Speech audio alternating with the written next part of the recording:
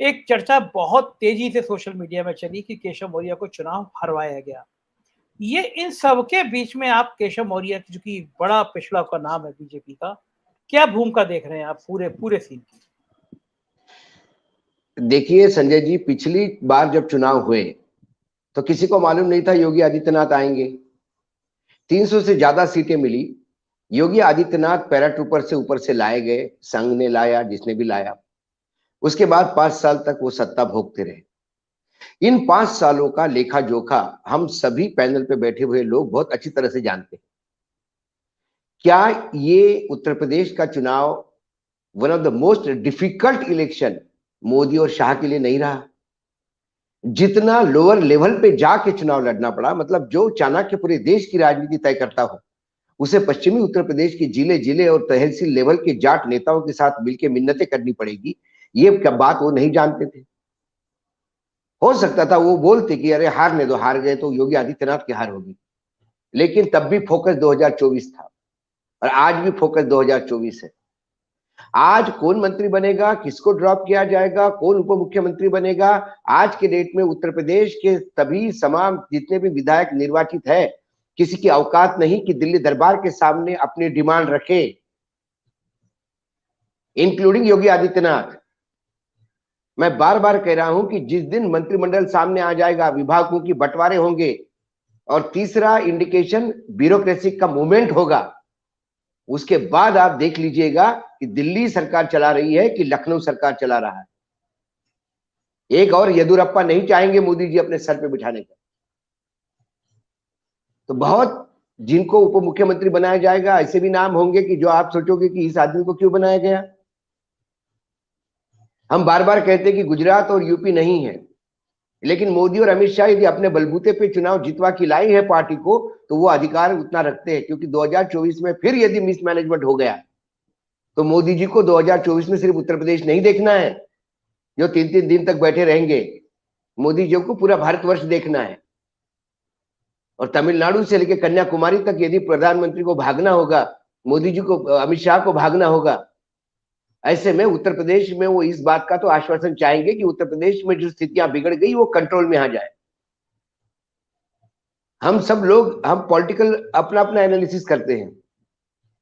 Bharatiya Janata party में चिंता का विषय है कि अखिलेश 44 से 125 कैसे आ गए इतनी ताकत झोंकने के बाद। सवाल वो है, सवाल उनके लिए ये नहीं कि, उनके लिए सवाल तो ये है कि 300 क्यों नहीं आए जो पहले थे। मैं बार बार कहता हूं कि उन्होंने प्लानिंग ही ये की थी कि चुनाव हम यदि हमको जीतना, सरकार में वापस आना है, तो कम से कम लॉसेस हो इसका ध्यान रखा जाएगा और हर सेक्टर वाइज उन्होंने काम किया। यदि हम कहें किसान आंदोलन की बात नहीं हुई तो 4 जिले ऐसे हैं जहां किसान आंदोलन बहुत तेज था, जिन्होंने सुबड़ा साफ कर दिया बीजेपी का। लेकिन फिर बीजेपी को यह भी मालूम था कि आरएलडी को मथुरा मिला है, तो मथुरा में कुछ नहीं है आरएलडी का, आरएलडी तो किसान आंदोलन के वेव पे चल रही है। सब्जेक्ट क्यों माना उन्होंने? क्या वो ताकत कम पड़ गई अयोध्या सेक्टर में जहां सबसे ज्यादा सीटें बीजेपी की कम हुई? प्रधानमंत्री ने आखिरी चरण में पूरी ताकत झोंक दी, 3 दिन तक रहे रोड शो और क्या क्या नहीं हुआ। उसके बाद अखिलेश और बीजेपी, यदि समाजवादी और बीजेपी यदि आधी आधी सीटें लेते हैं तो क्या माने आप इसको? इस बात पे कोई ऐसा चुनाव नहीं, ना लाभार्थी चले, तो फिर लाभार्थी कई जगह सबसे ज्यादा आखिरी फेज में लाभार्थी थे, तो वहां पे स्वीप होना चाहिए था। कई जिले ऐसे हैं कि जहां लाभार्थी सबसे ज्यादा है लेकिन समाजवादी जीत गई। महिलाओं का वोट बैंक चला, तो जिस जिलों में महिलाओं का वोट प्रतिशत 5-5% ज्यादा है पुरुषों से, वहां समाजवादी जीत गई। तो ये आपको एक एक सीट पे, जैसे राजेंद्र जी कह रहे थे कि एक एक सीट पे जाके आकलन करना पड़ेगा, तब पता पड़ेगा कि बीजेपी सत्ता में वापस कैसे आई। तो बीजेपी 2024 में उनको पता है कि उत्तर प्रदेश में इतना समय नहीं दे पाएगी, तो बीजेपी डिलीवरी करने का प्रयास करेगी।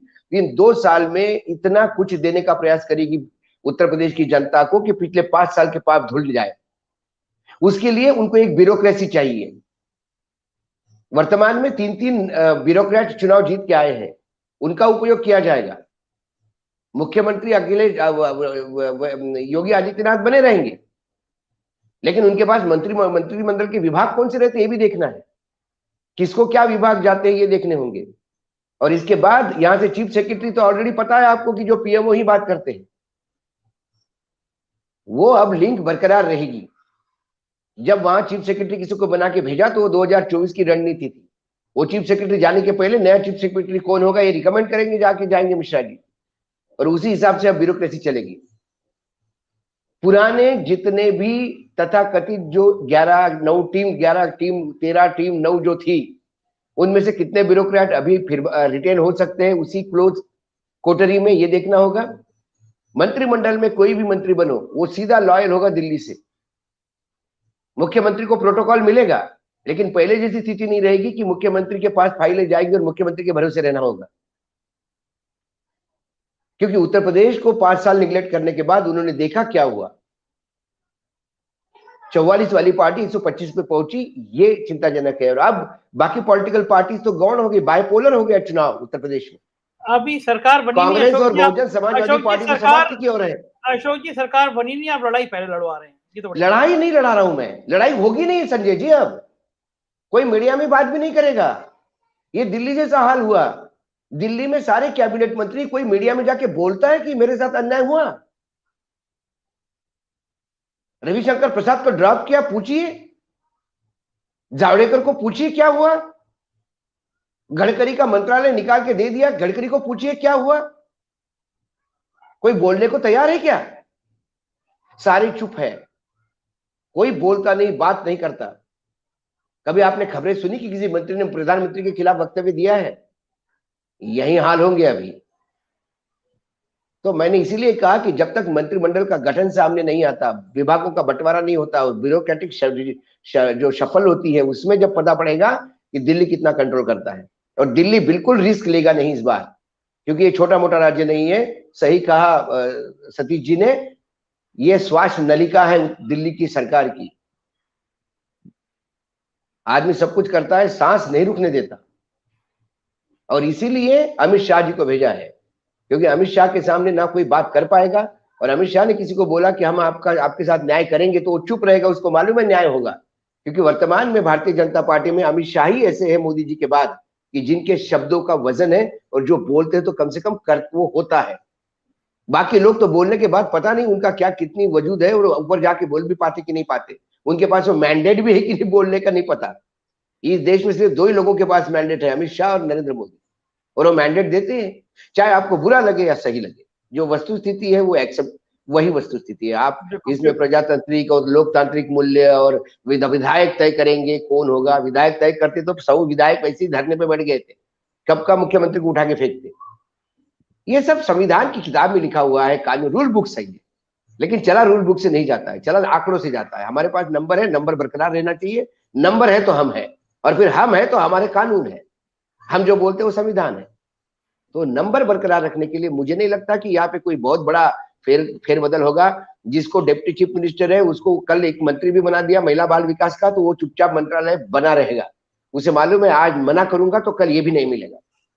बिल्कुल, तो जिसको जो मिलेगा वो पूरा प्रयास करेगा और दिल से कहेगा कि हम बिल्कुल अब उत्तर प्रदेश को एक नया उत्तर प्रदेश बनाने के लिए जा रहा है। कोई कंप्लेंट नहीं करेगा, देख लीजिए आप।